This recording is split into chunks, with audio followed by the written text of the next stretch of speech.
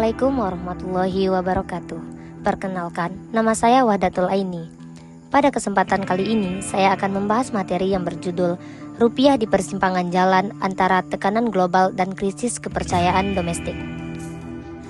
Teman-teman, kita tentu sering mendengar berita bahwa nilai tukar rupiah melemah terhadap dolar Amerika Serikat.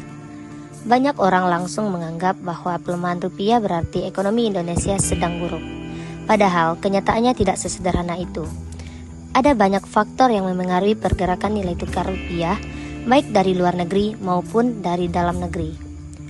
Oleh karena itu, pada kesempatan kali ini saya akan menjelaskan penyebab, dampak, serta upaya yang dilakukan pemerintah dan Bank Indonesia untuk menjaga stabilitas rupiah. Yang pertama, kita perlu memahami mengapa nilai tukar rupiah itu sangat penting. Nilai tukar rupiah bukan hanya angka yang muncul di berita ekonomi, tetapi juga memengaruhi kehidupan kita sehari-hari. Ketika rupiah melemah, harga barang impor akan menjadi lebih mahal. Contohnya seperti harga laptop, handphone, alat kesehatan, obat-obatan, hingga bahan baku yang digunakan oleh banyak perusahaan di Indonesia. Jika biaya impor meningkat, maka biaya produksi perusahaan juga akan naik. Dan pada akhirnya, harga barang yang dibeli masyarakat juga harus ikut meningkat. Selanjutnya, penyebab pertama pelemahan rupiah berasal dari tekanan global. Saat ini kondisi ekonomi dunia masih dipengaruhi berbagai ketidakpastian. Salah satu faktor yang paling berpengaruh adalah kebijakan Bank Sentral Amerika Serikat atau Federal Reserve yang masih mempertahankan suku bunga pada tingkat yang relatif tinggi. Ketika suku bunga di Amerika tinggi, banyak investor yang lebih memilih menyimpan uangnya di Amerika karena dianggap memberikan keuntungan yang lebih besar dan lebih aman. Akibatnya, dana yang sebelumnya berada di negara berkembang yang termasuk Indonesia mulai keluar atau yang dikenal dengan istilah capital outflow. Kondisi inilah yang menyebabkan permintaan terhadap rupiah menurun, sedangkan permintaan terhadap dolar meningkat, dan sehingga nilai tukar rupiah melemah. Selain itu, kondisi geopolitik dunia juga memberikan pengaruh yang besar. Konflik antar negara, ketegangan perdagangan internasional, dan perlambatan ekonomi global membuat investor menjadi lebih berhati-hati dalam menanamkan modalnya. Mereka cenderung memilih aset yang dianggap lebih aman, seperti dolar Amerika Serikat. Karena itulah, bukan hanya Indonesia yang mengalami pelemahan mata uang, tetapi juga banyak negara berkembang lainnya seperti Malaysia, Thailand, Filipina, bahkan Korea Selatan. Namun, menurut saya, faktor global bukanlah satu-satunya penyebab. Ada faktor lain yang sama pentingnya, yaitu kepercayaan investor terhadap kondisi ekonomi Indonesia. Investor tidak hanya melihat seberapa besar keuntungan yang akan diperoleh, tetapi juga memperhatikan apakah suatu negara memiliki kebijakan yang jelas, stabilitas politik yang baik, kepastian hukum, dan birokrasi yang efisiensi. Jika mereka percaya bahwa kondisi ekonomi Indonesia stabil, mereka akan tetap berinvestasi meskipun ekonomi dunia sedang bergejolak. Begitupun sebaliknya, jika kepercayaan tersebut menurun, mereka akan menarik modalnya sehingga tekanan terhadap rupiah menjadi semakin besar. Sebenarnya Indonesia memiliki potensi ekonomi yang sangat besar. Kita memiliki jumlah penduduk yang lebih dari 280 juta jiwa, sumber daya alam yang melimpah, dan posisi geografis yang sangat strategis.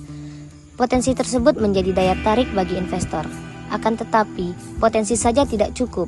Pemerintah juga harus mampu menciptakan kebijakan yang konsisten, memberikan kepastian hukum, memperbaiki birokrasi, serta menciptakan iklim investasi yang nyaman agar kepercayaan investor tetap terjaga.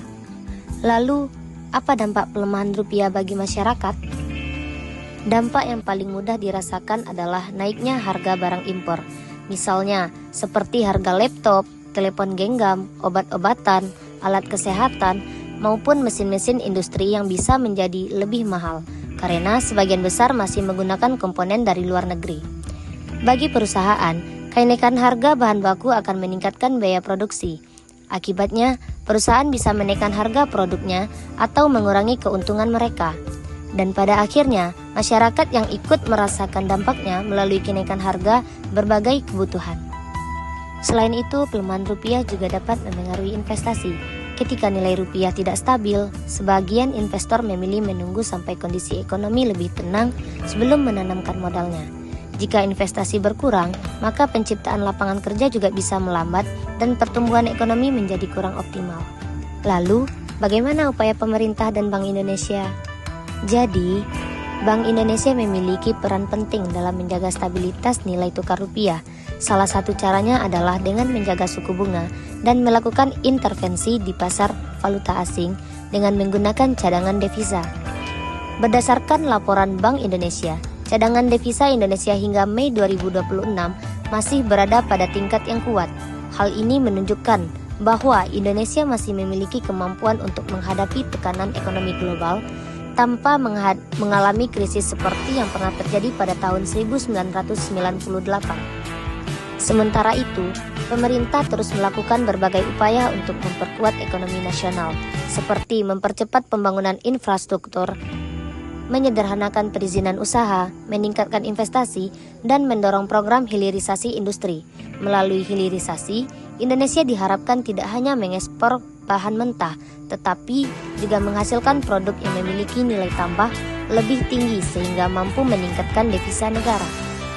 Menurut pendapat saya, pelemahan rupiah saat ini tidak seharusnya langsung dianggap sebagai tanda bahwa ekonomi Indonesia sedang buruk. Hampir semua negara berkembang menghadapi tantangan yang sama akibat kondisi ekonomi global. Yang paling penting adalah bagaimana pemerintah mampu menjaga kepercayaan investor, memperkuat fundamental ekonomi, serta mengurangi ketergantungan terhadap impor. Saya juga berpendapat bahwa Indonesia harus memperkuat sektor industri dalam negeri, meningkatkan kualitas sumber daya manusia, serta mengembangkan teknologi agar tidak terus bergantung pada produk dari luar negeri. Dengan begitu, ketika terjadi gejolak ekonomi global, Indonesia akan lebih siap menghadapinya. Contoh nyata yang bisa kita lihat saat ini adalah mahasiswa yang ingin melanjutkan kuliah ke luar negeri harus mengeluarkan biaya yang lebih besar karena nilai tukar dolar meningkat. Begitu juga pelaku UMKM yang menggunakan bahan baku impor harus menanggung biaya produksi yang lebih tinggi. Bahkan, masyarakat umum ikut merasakan kenaikan harga beberapa barang elektronik dan obat-obatan yang masih bergantung pada impor. Sebagai penutupnya, saya ingin menyampaikan bahwa stabilitas rupiah bukan hanya menjadi tanggung jawab Bank Indonesia atau pemerintah, tetapi juga membutuhkan dukungan dari seluruh masyarakat. Dengan memperkuat ekonomi nasional, meningkatkan kepercayaan investor, serta mengurangi ketergantungan terhadap impor, saya optimis Indonesia mampu menjaga stabilitas rupiah dan menghadapi berbagai tantangan ekonomi global di masa depan. Sekian pemaparan dari saya. Terima kasih atas perhatiannya. Wassalamualaikum warahmatullahi wabarakatuh.